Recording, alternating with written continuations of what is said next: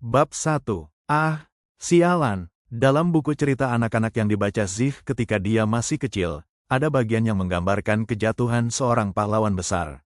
Menurut bagian itu, bahkan langit dipenuhi dengan kesedihan saat melihat pahlawan yang sekarat, dan hujan mulai turun dari langit. Dia tidak tahu persis mengapa, tetapi bahkan setelah bertahun-tahun berlalu, bagian ini tetap melekat di benaknya. Seperti yang diharapkan, surga sepertinya tidak mencintaiku.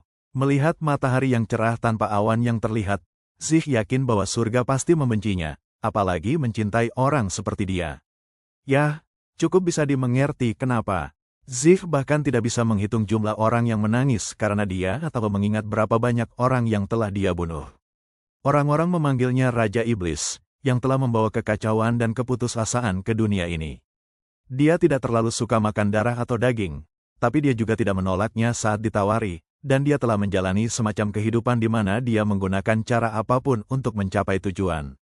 Jika surga benar-benar mencintainya, mereka akan menamparkan wajah Zig dan menyuruhnya mengubah caranya. Apakah sudah berakhir? Zig mendengar sebuah suara. Itu adalah suara yang heroik dan mulia sehingga menjengkelkan. Dia menurunkan pandangannya dari langit dan melihat ke depan. Seorang pria mengenakan baju besi mengkilap menatap Zig dengan ekspresi angkuh di wajahnya. Dia adalah orang yang disebut pahlawan di antara pahlawan. Dengan gelar yang menyeramkan, hampir menjijikkan, yang disebut The Sun Warrior, dia adalah manusia bernama Glenn Zenard. Sangat tampan. Zig berharap dia bisa meludahi wajah seperti itu setidaknya sekali. Haruskah saya mencobanya? Zig mempertimbangkan sudut, sisa staminanya, kecepatan menghindar pria itu, dan seterusnya. Bahkan dalam keadaan linglung, dia mampu menghitung hal-hal semacam ini dengan cepat. Tidak, seharusnya tidak. Ini adalah akhir hidupnya. Zig tidak ingin kehilangan ketenangannya di saat-saat terakhir karena hal seperti ini. Dia masih memiliki harga diri, karena orang-orang di dunia ini memanggilnya Raja Iblis. Ah, tapi tunggu, kapan saya memiliki kebanggaan dalam hal seperti itu? Zig menggerakkan mulutnya untuk meludah tepat di ujung hidung Glenn yang berbentuk sempurna dan terpahat ketika Glenn tiba-tiba berseru. Perbuatan jahatmu akan berakhir sekarang, Raja Iblis Zigmor. Sungguh kalimat yang cheesy untuk dikatakan. Itu tidak kreatif. Benar-benar tidak kreatif. Seolah-olah dia benar-benar pahlawan dari buku cerita, Glenn mengulangi kalimat yang hanya akan dikatakan oleh karakter dari novel pahlawan kelas 3 yang berjamur. Bukankah seharusnya dia sudah berhenti membaca buku cerita anak-anak sekarang? Namun, Zig bahkan tidak memiliki kekuatan untuk menanggapinya. Dia hanya bisa berkedip pada pahlawan yang mulia di depannya dan menatap. Cepat habisi dia, lawan kita adalah Raja Iblis Kekuatan. Kami tidak tahu kapan dia akan mendapatkan kembali kekuatannya. Iya, betul sekali. Tidak, aku tidak punya kekuatan lagi. Tubuh saya sakit, dan saya tidak ingin bergerak. Zig ingin menjelaskan hal ini kepada teman pahlawan, yang menyuruh pahlawan untuk menghabisinya. Tapi itu melelahkan bahkan untuk membuka mulutnya. Lebih jauh lagi, dia bertanya-tanya apakah ada tujuan dalam menjelaskan hal ini kepada mereka. Mereka bisa berjaga-jaga jika mereka mau. Dia pikir agak lucu melihat mereka meributkan tubuhnya yang sekarat. Namun, itu juga membuatnya merasa sedikit senang. Bukankah kata-kata mereka berarti dia merupakan ancaman besar? Tidak, dia tidak lagi memiliki kekuatan untuk menyakiti kita. Kenikmatan Zig tiba-tiba menguap dengan kata-kata Glenn. Orang ini benar-benar tidak menyenangkan. Seharusnya aku mencoba menghancurkannya terlebih dahulu daripada menghabiskan waktuku melakukan hal-hal yang tidak berguna. Zig tidak berpikir seperti itu, kalau saja aku ditunggangi orang ini, aku. Dia hanya murni ingin mencabik-cabik wajah pria menyebalkan ini. Membanting. Pahlawan mengangkat pedangnya dan mendorongnya ke arah Zig. Tepi pedang suci itu terlihat cukup tajam untuk merobek satu jiwa menjadi dua. Dengar, Zigmor, sebelum kamu mati, aku akan melafalkan setiap perbuatan jahat yang telah kamu lakukan. Omong kosong macam apa ini? Pahlawan mulai menyemburkan omong kosong, dan Zig melihat teman-temannya di sekitarnya. Untuk berpikir bahwa mereka bergaul dengan pria seperti dia. Memang, mereka adalah orang-orang yang sangat mengesankan. Dibandingkan dengan bola api raksasa yang mereka tembak ke arahnya, perisai yang menghalangi serangannya, panah yang ditujukan ke titik-titik rentannya, atau keajaiban yang telah memaksimalkan statistik keterampilan rekan mereka atau secara instan menyembuhkan cedera perusahaan mereka, tetap berada di sekitar seorang pria. Seperti ini tampak lebih mengesankan bagi Zeke daripada yang lainnya. Yah, mau bagaimana lagi? Kurasa aku harus mendengarkan ini. Bahkan jika lawan-lawannya telah membentuk parti untuk melawannya, Zeke tidak dapat menyangkal bahwa dia, yang disebut Demon Lord of Strength, telah dikalahkan. Apa yang bisa dilakukan pecundang selain membiarkan pemenang melakukan apa yang dia mau? Zeke berusaha membuka matanya dan menatap sang pahlawan. Seolah-olah dia benar-benar tenggelam dalam perannya, Glenn mengucapkan kata-kata bahkan tanpa melihat Zeke. Apakah dia datang ke sini siap dengan segala sesuatu yang dihafal? Jika itu masalahnya, Zeke berpikir dia harus memuji Glenn atas usahanya. Tidak, tunggu, jika aku memikirkannya, bukankah ini sesuatu yang seharusnya melukai harga diriku? Dia pasti hanya berpikir untuk memukuli saya. Untuk sesaat, emosi mulai meledak di Zeke, tetapi dia menekannya. Lupakan, memang benar saya kalah. Jika dia menang, itu akan berbeda. Tetapi marah tentang hal seperti ini setelah kalah hanya akan membuatnya tampak seperti pecundang. Itu hanya tepat bahwa dia harus bertindak seperti pecundang jika dia kalah. Karena itu, dia berbaring tak bernyawa dan mendengarkan perbuatan jahatnya. Oh, itu benar, sesuatu seperti itu terjadi. Oh ya, itu juga. Ini membuat saya mengenang. Dia pasti telah melakukan banyak penelitian.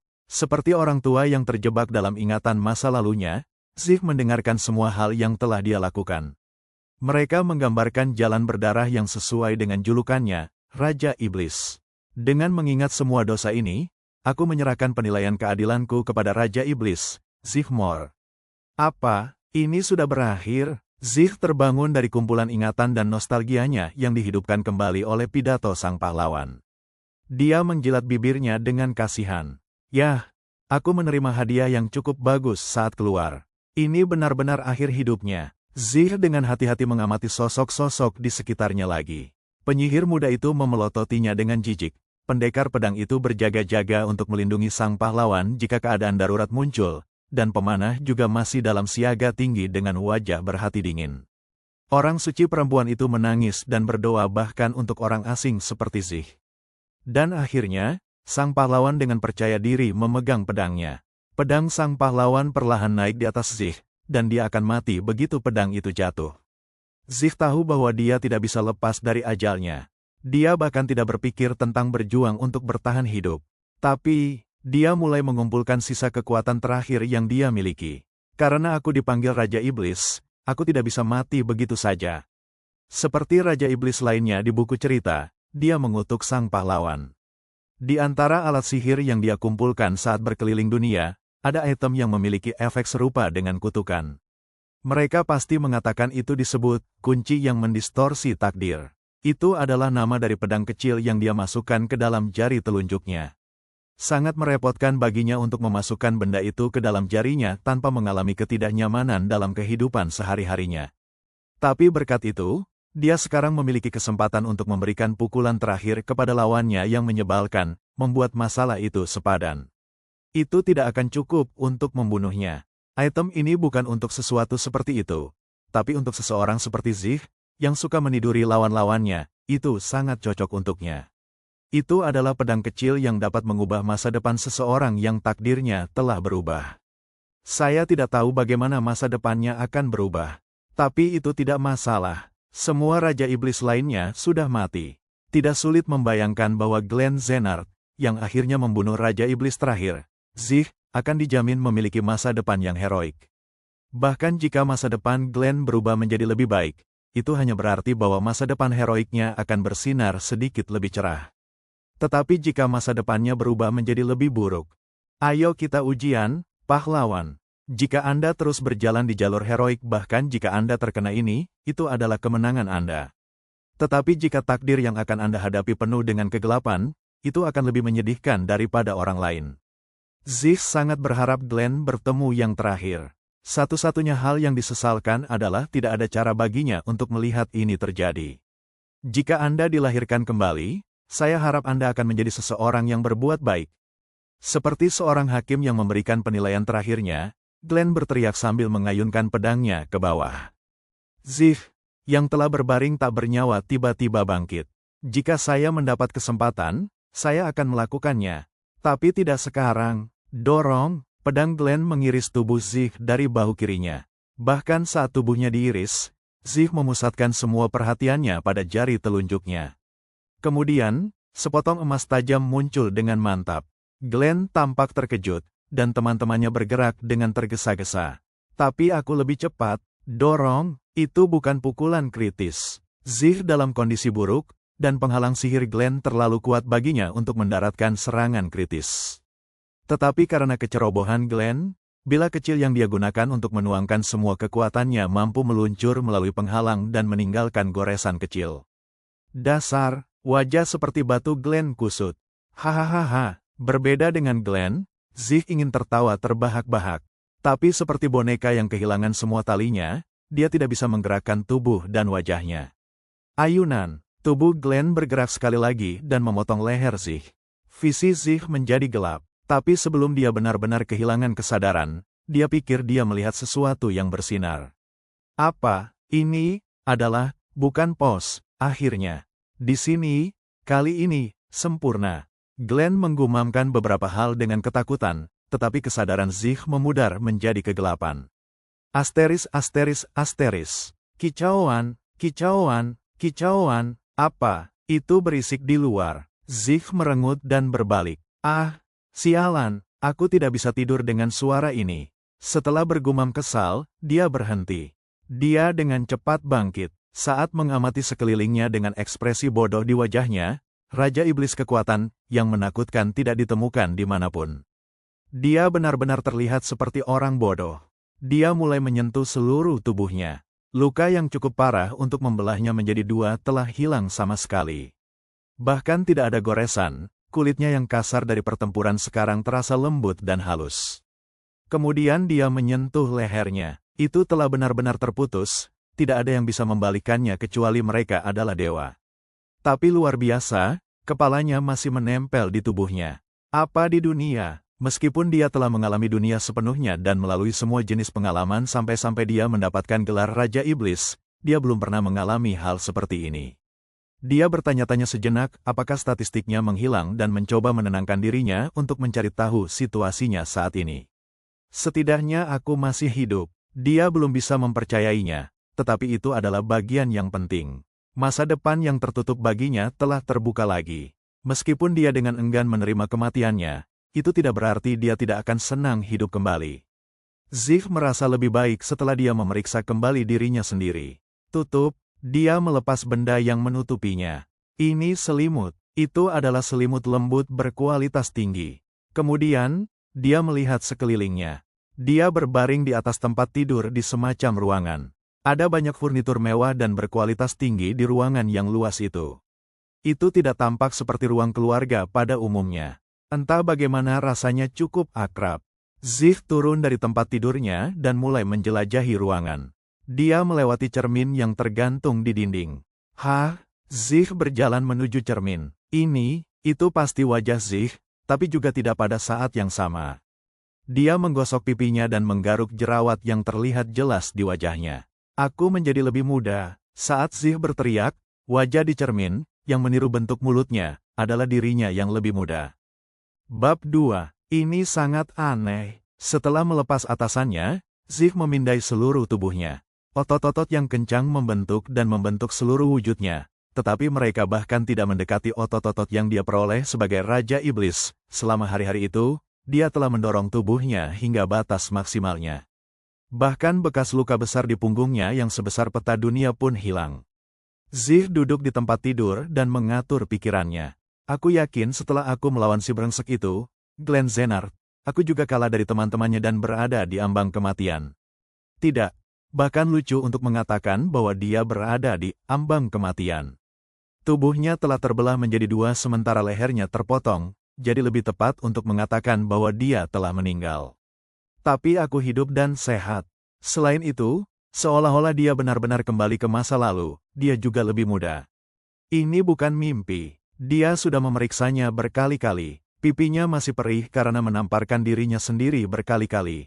Zig mencoba mengingat apa yang terjadi tepat sebelum kematiannya. Setelah kalah dari Glenn dan teman-temannya, aku harus mendengarkan ocehan si brengsek itu. Kemudian, seolah-olah dia telah menyadari sesuatu, matanya bersinar. Aku menusuk pria itu, Glenn, dengan kunci yang mendistorsi takdir. Apakah karena itu, dia berpikir bahwa itu adalah alat ajaib yang hanya mengubah masa depan orang yang ditusuknya, tetapi melihat situasinya sekarang, itu adalah satu-satunya hal yang bisa dia pikirkan. Dari mana saya mendapatkan itu? Ekspresi Zig mengeras. Aku tidak ingat, bukan hanya lokasinya. Dia tidak ingat waktu atau tempat dia menemukan barang itu. Dia juga tidak ingat kapan dia meletakkan benda itu di jari telunjuknya. Tidak ada informasi tentang kunci yang mendistorsi takdir di otaknya. Dia hanya menyadari bahwa alat ajaib itu tersangkut di jarinya sebelum dia menyadarinya. Tidak, mari kita tenang, Zigmore. Mungkin aku hanya lupa. Zig melupakan detail kecil dengan mudah. Mungkin itu sebabnya dia tidak bisa mengingat apapun tentang item itu. Tapi bagaimana jika seseorang mengubah ingatanku? Zig menatap jari telunjuknya yang dulu memegang kunci yang mendistorsi takdir. Untuk saat ini, saya harus mencari tahu lebih banyak tentang kunci ini. Dia punya tujuan sekarang, dan dengan keputusan ini, keseriusannya benar-benar menghilang. Apa yang harus aku lakukan mulai sekarang? Saya tidak bisa menjalani sisa hidup saya mencari informasi tentang alat ajaib. Zig tidak ingin mengerahkan semua upayanya untuk menemukan jejak item tanpa petunjuk apapun. Dia membutuhkan goal lain. Dia menyukai gagasan mengikuti jalan berdarah sebagai Raja Iblis seperti sebelumnya. Tetapi dia juga menyukai gagasan menjalani kehidupan yang sama sekali berbeda. Lagi pula, bukankah ini kesempatan kedua yang tak terduga dalam hidup? Ini akan menjadi kerugian saya jika saya tidak menikmati ini. Zig berpikir keras. Dia merasa bahwa dia perlu mencari tahu periode apa dia berada di pertama. Biarku lihat, jika saya berpikir tentang lingkungan saya, sepertinya saya belum meninggalkan keluarga saya. Berbeda dengan sifatnya yang liar, Zig secara mengejutkan berasal dari keluarga bangsawan dan cukup mulia. Mor adalah nama terakhir yang dia berikan untuk dirinya sendiri, dan nama keluarga aslinya adalah Stillwell. Sesuai dengan nama mereka, keluarga Stillwell telah melindungi kerajaan seperti benteng yang tak tertembus untuk waktu yang lama. Karena aku putra tertua, mungkin tidak terlalu buruk untuk mewarisi nama keluarga. Di masa lalu, dia meninggalkan keluarganya untuk berkeliaran di seluruh dunia. Lebih jauh lagi, dia hanya mengejar kekuasaan sampai dia mendapatkan gelar Demon Lord of Strength. Tapi kali ini, Zig berpikir tidak akan terlalu buruk untuk berhasil sebagai pewaris berikutnya dari keluarganya dan bertindak seperti bangsawan. Apa alasan saya untuk pergi? Itu pada saat itu. Krik, pintu terbuka tanpa ketukan. Terganggu dari pikirannya, Zig merengut dan menatap orang yang masuk. Bisakah mereka menerobos masuk ke kamar putra tertua dari keluarga bangsawan seperti ini? Meskipun Zig telah meninggalkan semua sopan santun dan etiket sejak dia meninggalkan keluarganya, dia tahu setidaknya sebanyak ini. Apakah orang tua atau saudara saya? Dia terkejut melihat bahwa pria yang menerobos masuk ke kamarnya tampak seperti seorang pelayan. Dia pasti seorang pelayan, kan? Zig mengira dia mungkin salah, tapi pria itu pasti mengenakan pakaian pelayan. Pelayan itu menatap Zig. Anehnya, pelayan itu cemberut padanya, dan Zig menjadi terdiam. Seorang pelayan merengut sambil melihat seorang bangsawan. Anda masih di kamar, Tuan? Syukurlah, dia masih menggunakan gelar kehormatan. Karena dia sangat kasar, Zig berpikir bahwa pelayan itu juga akan berbicara dengannya secara informal. Zig juga bertanya-tanya apakah dia harus berterima kasih untuk hal seperti ini. Biasanya kamu berangkat pagi-pagi sekali. Apakah Anda menyerah pada itu sekarang juga? Saya tidak berpikir Anda berada dalam posisi untuk malas. Petik 2. Apakah dia mengejekku? Tidak mungkin ada makna tersembunyi di balik kata-katanya, kan? Situasinya sangat konyol hingga Zig mulai memikirkan berbagai hal. Zig tertawa paksa, dan dia memberi isyarat kepada pelayan untuk maju dengan jarinya. Ekspresi pelayan itu memburuk, tapi Zig terus memberi isyarat sambil tersenyum. Jadi, pelayan itu tanpa sadar berjalan ke sisinya. Apa itu? Pelayan itu bertindak seperti dia berjalan ke Zig karena kasihan meskipun dia tidak harus melakukannya, tapi senyum Zig semakin lebar. Kemudian, dia turun dari tempat tidur dengan sangat hati-hati. Seolah-olah sebuah gunung sedang naik, itulah seberapa besar fisiknya.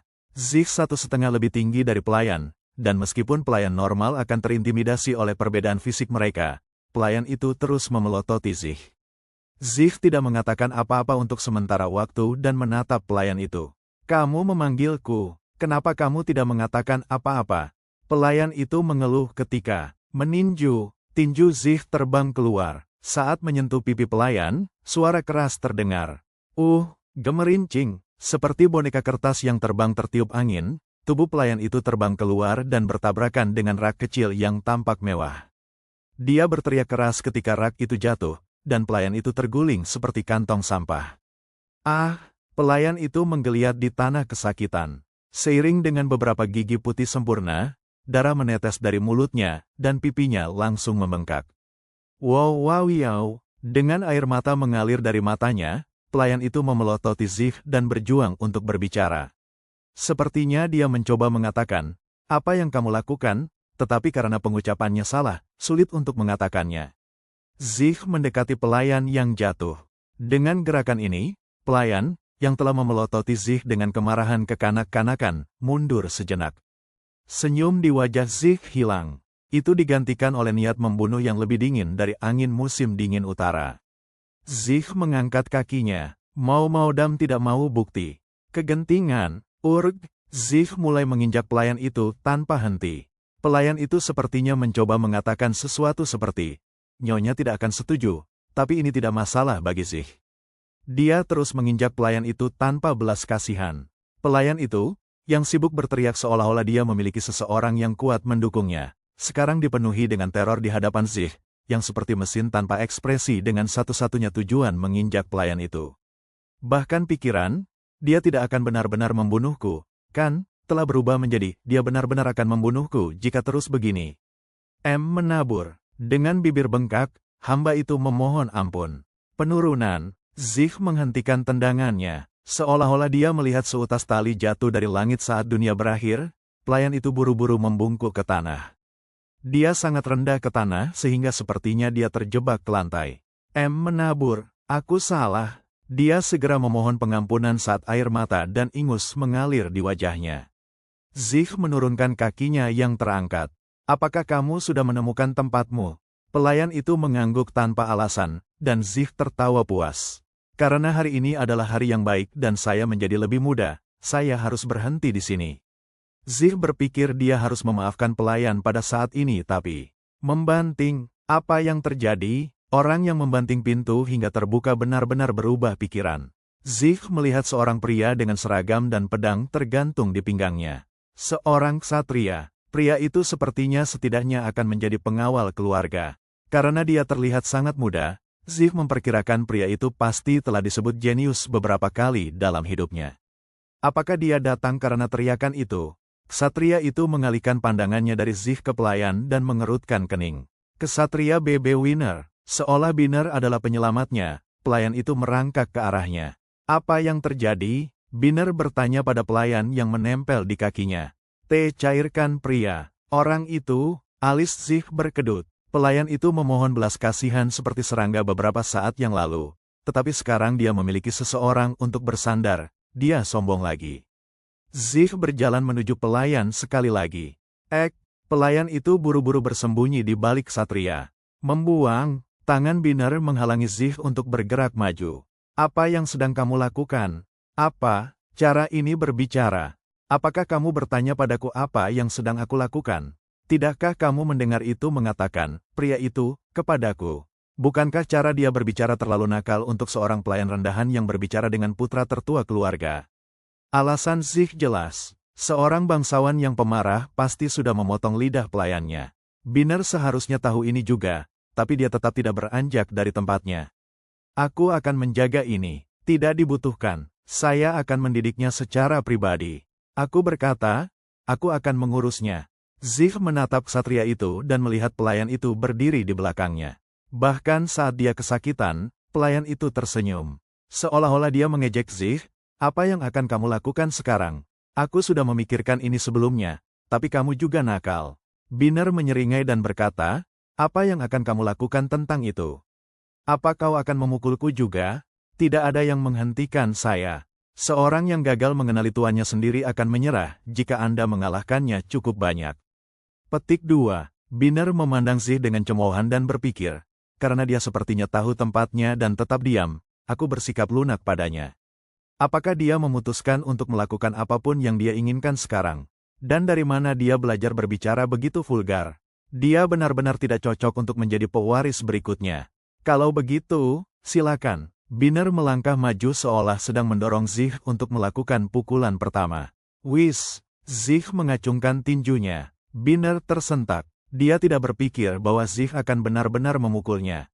Tapi dia juga tidak menjadi ksatria karena keberuntungan murni. Binner membungkukkan punggungnya dan menghindari pukulan Zih.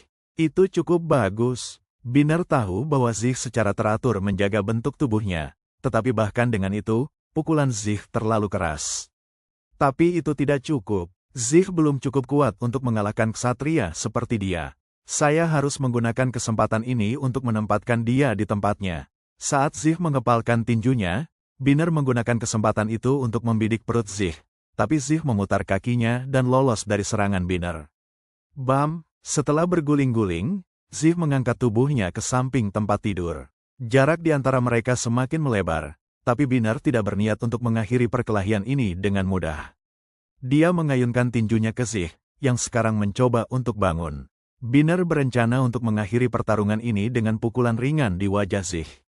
Tutup, pandangan Binner menjadi tertutup putih.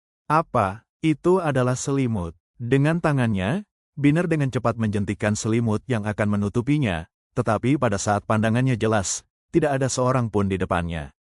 Tuan Binner, di belakang. Dengan suara mendesak pelayan itu, Binner dengan cepat membalikkan punggungnya. Jatuh, Binner merasakan kejutan hebat di bagian belakang kepalanya. Gedebuk, Binner jatuh ke lantai. Bunga-bunga indah, air, dan pecahan vas berserakan di sekitar kepalanya yang berdarah. Keterampilan bukanlah segalanya, brengsek. Setelah menanam vas di atas kepala Binner, Zih melontarkan hinaan padanya. Semakin mudah lawannya, semakin lemah mereka terhadap serangan tidak teratur. Bodoh, apakah Anda pikir saya cukup gila untuk melawan Anda adil dan jujur? Bahkan jika dia pernah disebut Demon Lord of Strength, dalam situasinya saat ini, tidak mungkin dia bisa melawan seorang ksatria secara langsung. Dia bahkan belum terbiasa dengan tubuhnya yang sekarang. Tapi tetap saja, kenangan dan pengalaman yang dia peroleh sebagai Raja Iblis Kekuatan masih ada di dalam dirinya. Setelah mengatasi pertempuran dan pengalaman yang tak terhitung jumlahnya, mudah bagi Zih untuk menjatuhkan seorang ksatria muda yang bahkan belum mengeluarkan pedangnya. Karena dia tidak sadar, aku harus menginjaknya nanti. Zih mengalihkan perhatiannya kembali ke pelayan. Wajah hamba yang bengkak itu penuh ketakutan. Apakah kamu tidak senang ketika malaikat pelindungmu muncul? Tapi apa yang akan kamu lakukan sekarang karena dia terlihat seperti itu? Minumlah. Jangan khawatir, aku tidak akan membunuhmu. Zih mengangkat kakinya lagi. Kemudian, tiba-tiba, dia ingat apa yang dikatakan Glenn Zenard kepadanya. Jika Anda dilahirkan kembali, saya berdoa agar Anda menjadi seseorang yang berbuat baik. Oke, aku akan melakukannya mulai besok. Dan untuk waktu yang lama setelah itu, jeritan seorang pelayan memenuhi seluruh ruangan Zih sampai ksatria lain akhirnya berlari ke dalam ruangan setelah mendengar keributan itu.